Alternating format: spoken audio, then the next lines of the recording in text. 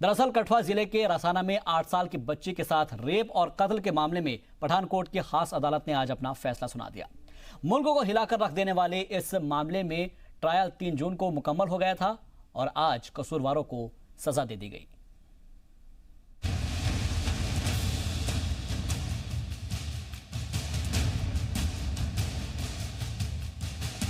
कठुआ में 8 साल की बच्ची के साथ हुई दरिंदगी की खबर ने पूरे मुल्क को झकझोर दिया था। पूरे मुल्क में मासूम को इंसाफ दिलाने के लिए मुजाहरे हुए।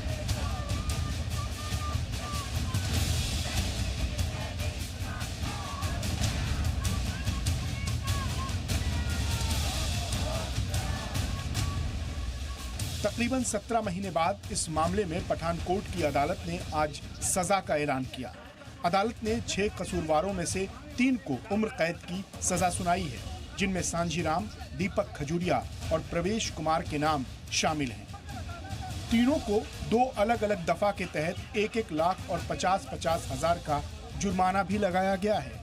वहीं सबूत मिटाने वाले तीनों पुलिस अहलकारों को 5-5 साल की सजा दी गई है, जिनमें एसपीओ दीपक खजूरिया, सब इंस्पेक्टर आनंद दत्ता और हेड कांस्टेबल तिलक राज शामिल हैं।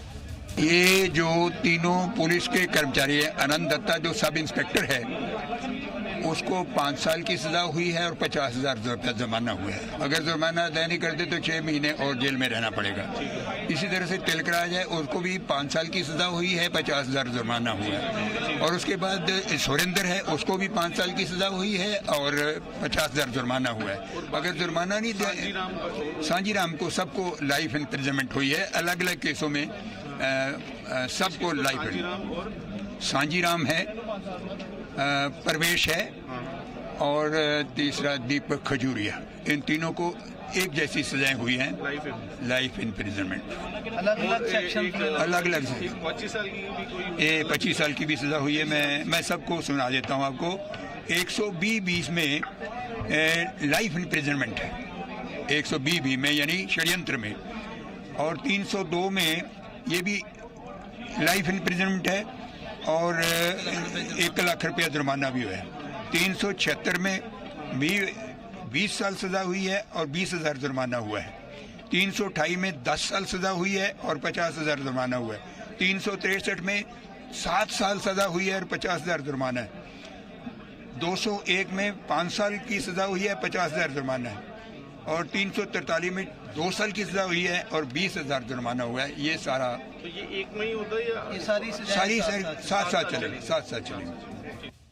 वहीं जी मीडिया की खबर पर मुहर लगाते हुए कोर्ट ने मामले के मुलजिम विशाल जंगोत्रा को बरी कर दिया है। विशाल सजायाफ्ता सांझी राम का बेटा है। ब्यूरो रिपोर्ट, जी मीडिया।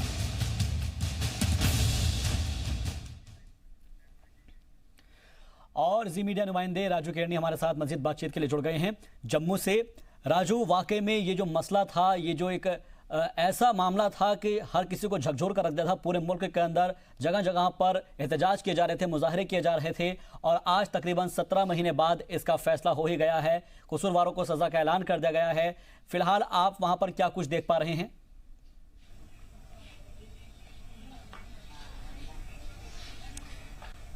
देखिए, 17 महीने लगे इस ट्रायल को, और उस ट्रायल में जो है जो आज दोषी करार दिए गए हैं, जिनमें से एक जो है जो दोषी जिसको आरोपी जिसको बनाया गया था विशाल जंगोत्रा, उसकी आज रिहाई भी जो है वो हो गई है। और अभी जो है थोड़ी देर पहले जो सूचना मिल रही है कि विशाल की जो है रिहाई की जो है वो कार्रवाई इस समय चल रही है और जल्दी ही विशाल जो है अपने परिवार के बीच में होगा। हम इस समय उसी के परिवार में यहाँ पे खड़े हैं, उसी के घर में हैं। सुबह से हम यहाँ पे नजर बनाए हुए हैं। यहाँ पे एक तरफ उनको विशाल के घर लौटने की खुशी है, तो दूसरी तरफ उनको इस बात का अफसोस भी है कि उनके परिवार का एक और जो सदस्य, जो मुखिया उनके परिवार के थे, उनको जो है कोर्ट की तरफ से कोई राहत नहीं दी गई, ना कोई उनकी रिहाई की गई है। उनमें इस चीज को लेकर निराशा भी है, लेकिन वो आशावान इस बात के में है कि उनका कहना कि हम अपील करेंगे इस फैसले के खिलाफ, क्योंकि ये फैसला जो है एक तरफा जो है फैसला किया गया है।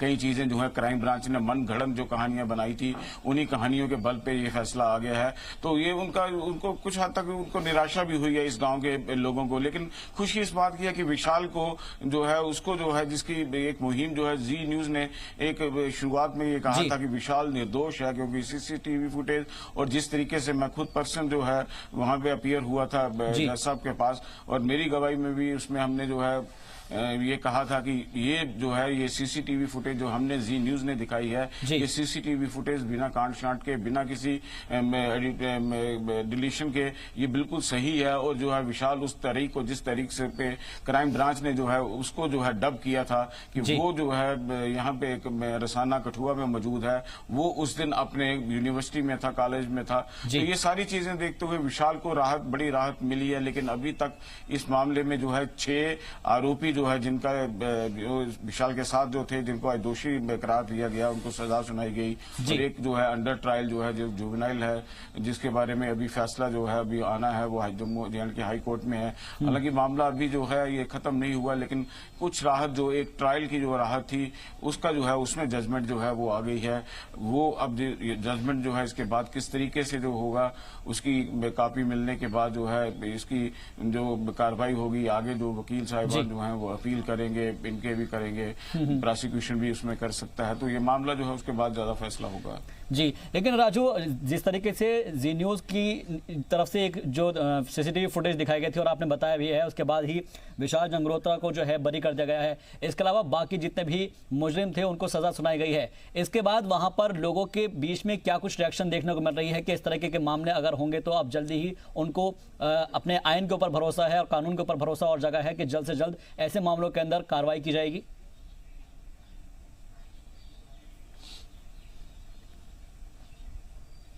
जी, अगर हम लोगों की बात करें तो लोगों का कहना जो है पूरे स्टेट में लोगों का यही कहना है कि कानून पे उनको भरोसा है, कानून पे विश्वास है, कानून जो है अपने जो है कार्रवाई सही तरीके से करता है। और इसी कार्रवाई का नतीजा है कि उन्होंने विशाल को बेनिफिट ऑफ डाउट देते हुए विशाल को जो है बरी कर दिया कि विशाल जो है उसको खामखा फंसाया गया था। लेकिन अभी इसमें अहम सवाल जो है, कई सवाल इसमें खड़े होते हैं कि अगर विशाल के क्राइम ब्रांच की जो चार्जशीट थी जिसके ऊपर जी न्यूज ने पहले भी सवाल उठाए थे, उसमें कई सवाल ऐसे थे जो कि अपने आप में अभी भी जवाब जो है वो मांगते हैं। जैसे कि एक देव स्थान में जिसमें वो कहा जाता है कि लड़की 7 दिन रखी गई, उस देव स्थान में कोई खिड़कियां नहीं है कोई, और उसमें जो है 3 गांव के लोग आते हैं, कोई कैसे एक बच्ची को इतने दिन तक वहां पे रख सकता है। इसके अलावा अगर सांजी राम जो है वो उसमें अक्यूज रहते तो वो अपने बेटे को, उसको विशाल जो उनका बेटा था उसको उन्होंने इसमें फंसाने की कोशिश की, जिसको कोर्ट ने बरी कर दिया। तो विशाल अगर निर्दोष है तो सांजी राम दोषी कैसे हो गए? तो ये बड़ी चीजें ऐसी हैं जो कोर्ट में जो है आगे अपील जब होगी उसमें जो है डिस्कशन में आएंगी और उसमें जो है ये फैसला होगा। बहुत से सवाल ऐसे हैं जिसमें जम्मू कश्मीर पुलिस की क्राइम ब्रांच पे भी उंगलियां उठती हैं। तो ये सारी चीजें जो है अभी आने वाला ये अभी शुरुआत हम कह सकते हैं कि विशाल को राहत मिली है, परिवार को थोड़ी राहत मिली है, लेकिन पुलिस के ऊपर भी जो है उंगलियां उठ रही हैं, क्योंकि पुलिस ने, हम जी न्यूज ने पहले भी उठाई थी उंगलियां कि पुलिस की जांच में कहीं ना कहीं पे जो है झोल है, पुलिस ने जानबूझ के कहीं ना कहीं पे इस मामले में कोई इन्फ्लुएंस है, पुलिस को पॉलिटिकल रहा है या कोई इन्फ्लुएंस है जिसकी वजह से पुलिस ने भी इसका रोल इसमें सही नहीं रहा। तो ये सारी चीजें जो अब अपील होगी या ये मामला जो है अदालत में और ज्यादा खुल के सामने आएगा, क्योंकि अभी तो इन कैमरा प्रोसीडिंग थी, वो सामने कुछ नहीं आता था, जो भी था सुप्रीम कोर्ट मॉनिटर कर रही थी। अब अपील होंगी तो उसके बाद पता चल पाएगा। जी राजू, आप हमारे साथ बने रहिए। इसी बीच हमारे साथ सैयद तजम्मुल जुड़ गए हैं, हमारे जी मीडिया नुमाइंदे और ब्यूरो चीफ। तजम्मुल, क्योंकि आपने भी इस केस को बेहद नजदीक से देखा है, बेहद करीब से देखा है, उसके बाद से अलग अलग लोगों से रिएक्शन भी आपने ली थी और साथ ही साथ सियासी पारा भी चढ़ता हुआ देखा था, लोगों का एहतजाज देखा था, मुजाहरा देखा था। आज आखिरकार इसमें सजा का ऐलान कर दिया गया है। मैं आपसे जानना चाह रहा हूं कि आखिर इस सजा के ऐलान के बाद लोग कितने ज्यादा मुतमईन होते नजर आ रहे हैं इस फैसले के बाद और इस सजा के ऐलान के बाद?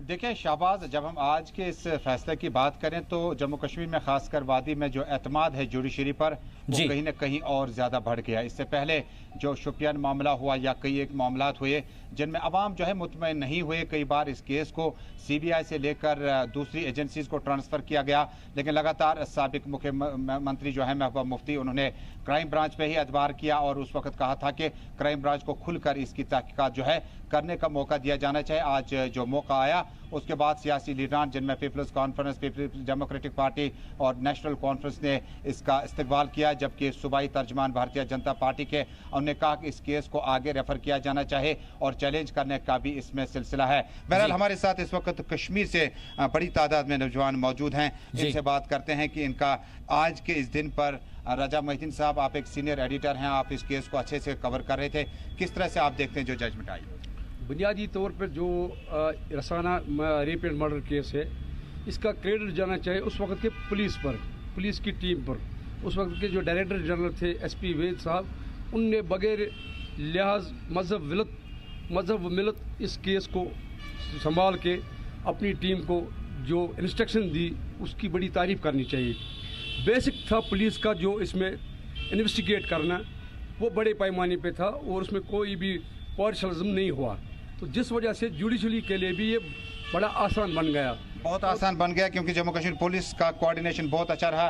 बिलाल साहब, आपकी राय में, आप भी इस केस को बड़े अच्छे से खूबसूरत अल्फाजों में तराश रहे थे, बड़े जज्बाती हो जाते थे जब सुबह पढ़ लेते थे, किस तरह से आप देखते हैं आज का जो माहौल बना और जुडिशरी का जो जजमेंट आया, किस तरह से? जी देखिए, रोज़े अव्वल से मैं, चूँकि मैं रसाना खुद गया हूँ, तो रोज़े अव्वल से मैं इस केस का इसको कर रहा था, इसका कवरअप कर रहा था, तो आज जैसे ये फैसला सामने आया तो लोगों के चेहरों पे हमने खुशी देखी। खुशी इस बात की थी कि आखिर बहुत दिनों के बाद लोगों को लगा कि किसी केस में तो उन्हें इंसाफ मिला। हालांकि यहाँ पर ऐसे बहुत से केसेस हुए, शुपियां केस देखिए, बाकी मामला देखिए, लेकिन पहली बार लोगों को लगा कि नहीं, वाकतन अदालत ने अपना काम किया और ये कोई मतलब इसमें बिल्कुल कोई एक तरफा कोई राय नहीं मानी गई। जावेद साहब की तरफ आना चाहेंगे, इस फैसले के बाद जो अदालत का जो यहाँ पे भरोसा और बढ़ गया, लोग बहुत ज़्यादा नज़दीक होने लगे, कहीं ना कहीं देर सवेर जो फैसला आया, आप किस तरह से देखते हैं? देर आए तो दुरुस्त आए। हमें आज बहुत खुशी महसूस हो रही है कि आज हमारी जुडिशरी ने साबित कर दिया कि नाइंसाफ़ी नहीं हो सकती है, इंसाफ भी दिया जा सकता है, वो आज साबित हुआ।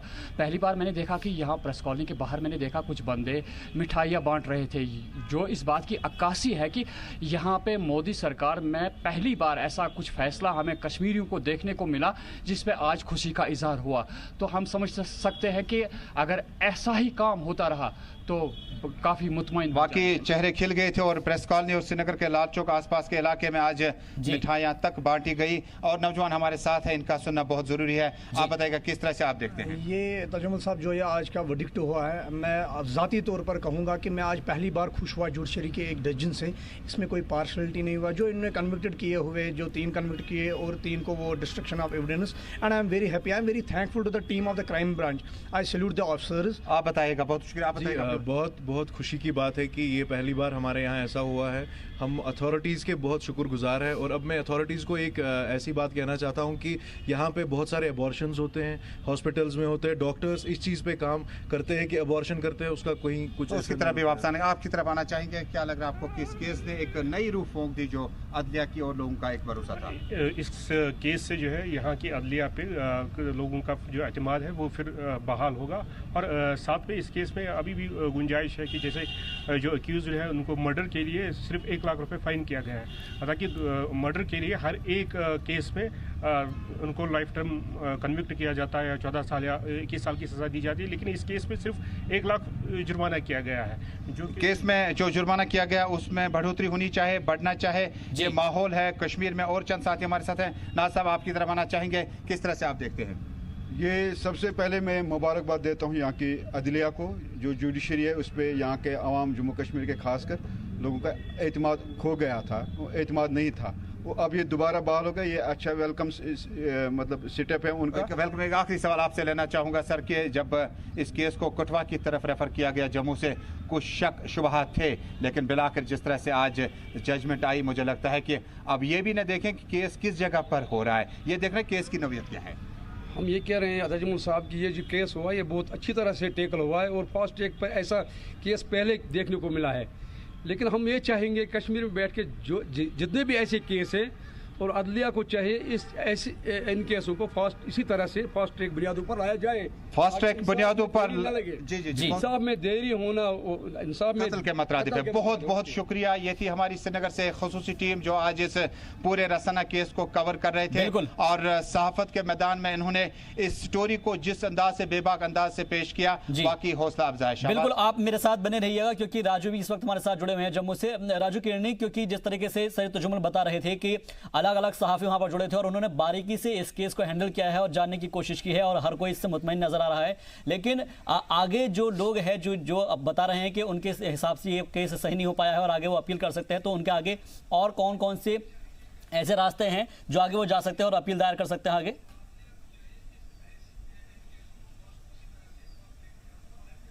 देखिए, जो जज डिस्ट्रिक्ट सेशन जज थे पठानकोट के डॉक्टर तेजविंदर सिंह, उन्होंने अपने फैसले में जो है और हर इंडिविजुअल को जिसको भी उन्होंने कन्विक्ट किया उसको उन्होंने हर इंडिविजुअल को कहा कि ये मेरा जो फैसला है ये अपीलेबल फैसला है। तो ये सबसे बड़ी बात उसमें ये राहत उन्होंने ये उनको दी कि अपीलेबल फैसला है। तो जाहिर सी बात है अब जो दोषी जो करार दिए हैं, जिनको कन्विक्ट किया गया है, वो अपील कर सकते हैं इस मामले में।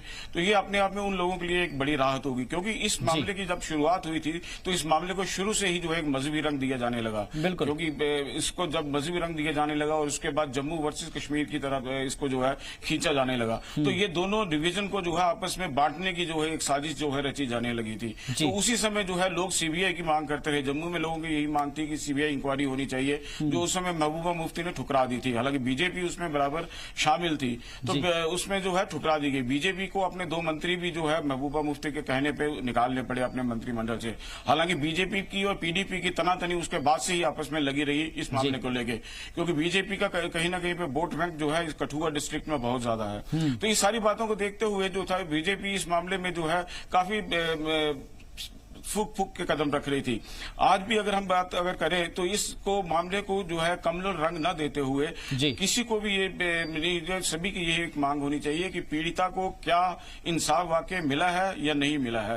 क्योंकि अगर ये अपील करते हैं, अगर उसके बाद भी ये अपील करने के बाद सारे छूट जाते हैं या आधे भी छूट जाते हैं, तो कहीं ना कहीं पे ये रह जाएगा कि पीड़िता को न्याय क्यों नहीं मिला। तो हमारी सभी की मुहिम भी यही थी, जी न्यूज की मुहिम भी यही थी कि पीड़िता को न्याय मिलना चाहिए, चाहे वो किसी भी मजहब का हो, किसी भी जात का हो, कोई भी आदमी हो। तो उसी बात को लेके इन लोगों का भी अभी भी ये कहना है कि इस मामले की अभी भी तहकीकात की जरूरत है। इसके अभी भी ऐसे गुत्थियां ऐसी हैं जो कि सुलझी नहीं गई हैं, उनको सुलझाने की जरूरत है। एक इंडिपेंडेंट इंक्वायरी अभी भी जो है लोग जो है यहाँ पे मांग रहे हैं कि एक इंडिपेंडेंट इंक्वायरी हो और उसके बाद कल्प्रिट कोई भी हो, कोई भी कल्प्रिट हो, उसको फांसी की सजा दे दी जाए। अभी भी ये मांग यहाँ पे लोगों में उठ रही है। ठीक है, तजम्मुल से मैं जानना चाहूंगा, तजम्मुल, क्योंकि जिस तरीके से राजू किरणी बता रहे हैं कि कुछ लोग ऐसे हैं कि इसके अंदर अभी भी चाह रहे हैं कि इंडिपेंडेंट एक बार फिर से इंक्वायरी हो इसकी, और वो कुछ चाह रहे हैं कि इस पूरे मामले को थोड़ा सा और वसी किया जाए, क्योंकि जाहिर सी बात है कि जिन लोगों को ऊपर चार्जेस फाइल किए गए हैं वो आगे भी अपील दायर करेंगे। लेकिन सवाल ये उठता है कि जो यहाँ पर लड़की है, जो बच्ची है, उसके साथ जो नाइंसाफी हुई है, उसको इंसाफ क्या अभी मुकम्मल मिल पाया है? और जो लोग आपके साथ जो सहाफ़ी मौजूद हैं उनसे आप ये जानने की कोशिश कीजिएगा कि ये जो पूरा केस है इसको किस रोशनी में वो देखते हैं, और आगे इसके अंदर अगर कोई फाइल भी करता है, कोई अपील भी दायर करता है, तो क्या वो इसमें छूटने की कोशिश जो करता है, क्या उससे वो बच सकता है?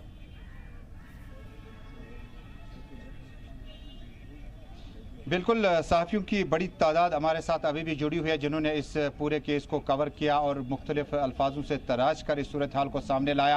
अब सवाल ये पैदा होता है कि बिलाल साहब, आपकी तरफ आना चाहूँगा, अब क्या हम माने कि मकतूल को इंसाफ मिला? क्या आप मुतमईन हैं? आपका कलम क्या यहाँ तक आपका काम मुकम्मल हो गया? जी बिल्कुल नहीं, मुझे नहीं लग रहा है कि मकतूल को इंसाफ मिला।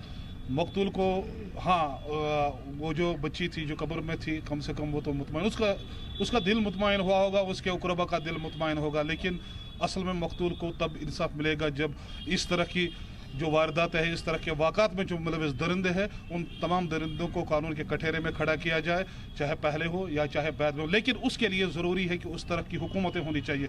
मैं इस वक्त, चूँकि हुकूमत नहीं है, साबिक़ मुखलूस सरकार ने, उस वक्त PDP की सरबराही में साबिक़ मुखलूस सरकार थी, उनकी टीम ने उस वक्त प्रेशर टैक्ट से इतने भी थे, रैलीज निकली, और पुलिस खास तौर पर, और खास तौर पर यह कहना चाहूंगा कि इसे एक तरफ ऐसा न लिया जाए, इसे कौमदिल और फिरका परस्ती के एंगल से और जावे से न देखा जाए, बल्कि ये आज अगर इंसाफ मिला है तो आज एक मजलूम को इंसाफ मिला, आज एक उस बच्ची को इंसाफ मिला जिसे दरिंदों ने अपने पैरों तले मसला था। लेकिन असल इंसाफ उसे उस वक्त मिलेगा जब इस तरह के वाक़ात में मुलविस तमाम दरिंदों को बिहाइंड द बार्स किया जाएगा। बिल्कुल शाहबाज, इनका मानना है कि किसी भी जुर्म का जो मतबादल होता है वो कहीं पे भी पूरा नहीं किया जा सकता है।